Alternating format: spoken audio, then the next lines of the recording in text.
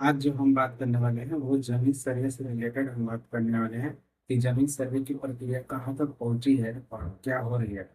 तो आप ये बात को समझिएगा कि जमीन सर्वे 2024 में अगस्त महीने से शुरू हुई थी और उसका उन्होंने प्रक्रिया शुरू हुआ था। उसका ऑनलाइन और ऑफलाइन प्रक्रिया में शुरू करके उसको जमा किया जा रहा था।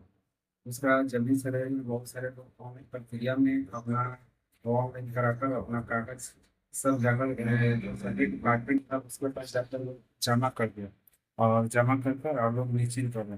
तो लेकिन ऐसा नहीं सोचना है कि अगर आप जमीन सर्वे में जो ऑनलाइन कराना चाहिए, ऑनलाइन कराने के बाद जो डॉक्यूमेंट आप सबमिट किए होंगे और ऑनलाइन करने के बाद कुछ कागज अपने घर पर रखे होंगे और कुछ कागज जो होंगे सर्वे डिपार्टमेंट को दिए होंगे, तो इसमें कोई दिक्कत नहीं। कागज घर पर दिए होगा तो सही होगा ऑनलाइन में, और कागज सर्वे डिपार्टमेंट को भी जमा किए होंगे तो सही होगा।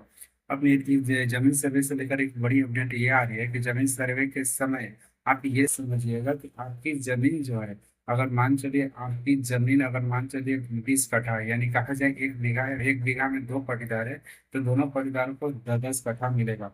अब एक चीज समझिएगा, एक चीज यहाँ पर बारीकी रूप से ये भी समझिएगा, जैसे कहने का मतलब है कि आपके दादा परदादा, जैसे मान चलिए आपके पिताजी का दो भाई और दो बहन है और आपके पास जमीन लगभग 1 बीघा है, यानी कहने मतलब आपके पिताजी का दो बेटा और 2 बेटी है और आपके पास 1 बीघा जमीन है। तो आपकी जो हिस्सेदारी बनती है उसमें लगभग आपका 5 कट्ठा की हिस्सेदारी बनती है, यानी चारों में वो 5-5 कट्ठा के वो डिवाइड हो जाएंगे।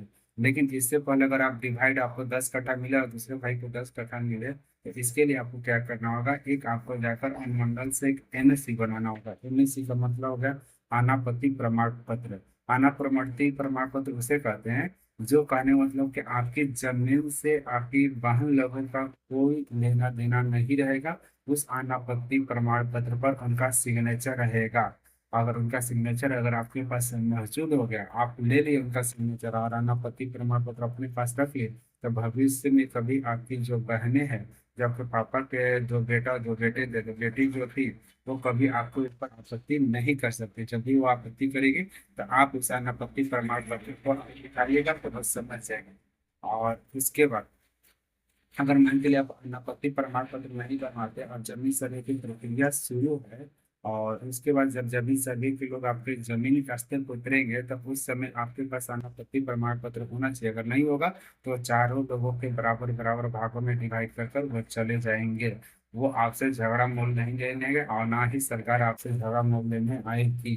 तो ये बात को समझ लीजिए, इसलिए जमीन सर्वे से पहले आप लोग अनापत्ति प्रमाण पत्र अपने अपने वाहन से बनवा लें, और जमीन जब सर्वे होगा तो वहाँ उपस्थित होकर आपके पास जो भी दस्तावेज होगा वो दस्तावेज लेकर और जमीन सर्वे वाले को दिखाइएगा। अब ऐसा मत सोचिएगा कि जमीन सर्वे नहीं हो रहा है, जमीन सर्वे की प्रक्रिया बंद हो चुकी है। आप सरकार इस पर विचार नहीं कर रही है, लेकिन ऐसा नहीं है। जमीन सर्वे के जो लोग बहाली किए गए थे वहाँ लोग देखिएगा उस जमीन सर्वे से रिलेटेड अभी काम चल रहे हैं। कुछ कुछ उसकी प्रक्रिया से चल रही है, लेकिन सभी प्रक्रिया हो रही है, क्योंकि जमीन सर्वे जो है सबसे बड़ी समस्या है। लोगों के आपसी विवाद बहुत ज्यादा होते थे, उसी विवाद को दूर करने के लिए इसकी समस्या को, तो आप सोचिएगा कि 10 दिन 20 दिन 1 साल 2 साल 15 हो गया तो नहीं होगा, लेकिन इसकी प्रक्रिया बहुत तेजी से चल रही है। और आप अटेंडम देखिएगा जमीन सर्वे लोग जमीनी स्तर पर उतर जाएंगे। इसलिए उसके जमीनी स्तर से उतरने से पहले आपके पास सारा वो डॉक्यूमेंट उपलब्ध होना चाहिए।